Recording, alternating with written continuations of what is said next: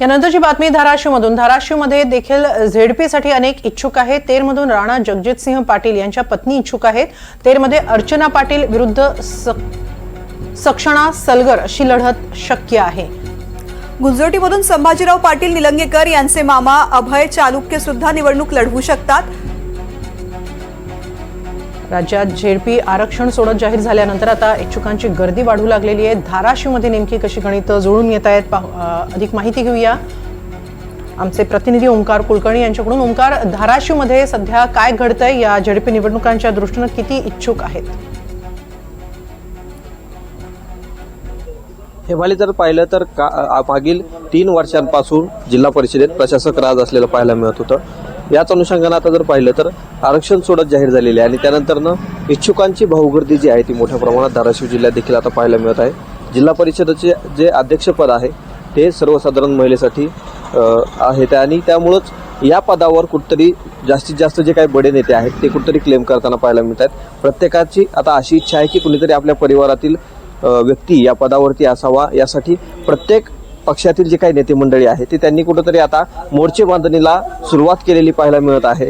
धाराशिव जिल्ह्यात जर पाहिलं तर राणा जगजितसिंह पाटील जे की भाजपचे आमदार आहेत त्यांच्या पत्नी असलेल्या अर्चना पाटील ज्या जिल्हा परिषदेच्या माजी उपाध्यक्ष आहेत, त्याचबरोबर जर बघितलं तर राष्ट्रवादी काँग्रेसकडून त्यांनीच नुकतीच जी काही लोकसभेची निवडणूक आहे त्यात देखील त्यांनी आपलं नशीब आजमावलेलं होतं, मात्र त्यामुळे त्यांना पराभवाचा सामना करावा लागलेला होता।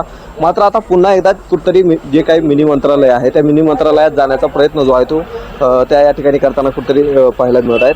धाराशिव जिल्ह्यातील तेर येथील मतदारसंघातून त्या कुठतरी निवडणूक लढवतील अशा चर्चा ज्या आहेत त्या आता कुठतरी सुरू असलेल्या पाहायला मिळत आहेत। याच मतदारसंघातून जर बघितलं तर राष्ट्रवादी काँग्रेस शरदचंद्र पवार पक्षाच्या युवती काँग्रेसच्या राष्ट्रीय अध्यक्ष असलेल्या सक्षणा सलगर यांनी देखील कुठतरी आता तयारीला सुरुवात केलेली आहे। त्यांच्या समर्थकांची देखील इच्छा आहे की त्यांनी याच ठिकाणाहून निवडणूक लढवावी, यासाठी देखील मोठ्या प्रमाणात जुळवणी जी आहे ती कुठतरी त्यांच्याकडून देखील केली जात असल्याच्या चर्चा ज्या आहेत ती कुठतरी पाहायला मिळत आहेत। याचबरोबर जर बघितलं तर अनेक आमदार आहेत, माजी आमदार आहेत, त्यांचे पुत्र असतील, पुतणे असतील। जसं की जर बघितलं तर परंड्याचे आमदार असलेले तानाजी सावंत यांचे पुतणे असलेले धनंजय सावंत हे परंडा तालुक्यातील जवळा निजाम या मतदारसंघातून कुठतरी इच्छुक असल्याचं पाहायला मिळत आहे। तर त्यांचेच पुतणे असलेले पारगाव येथील जो काही गट आहे त्या गटातून केशव सावंत यांच्या पत्नी ज्या आहेत त्या कुठतरी जिल्हा परिषदेच्या रिंगणात उतरण्याची शक्यता आहे। राहुल मोटेंच्या पत्नी देखील याच गटातून उतरण्याची शक्यता आहे। एकंदरीत जर बघितलं तर प्रत्येक नेत्याला आता आपल्या कुठले तरी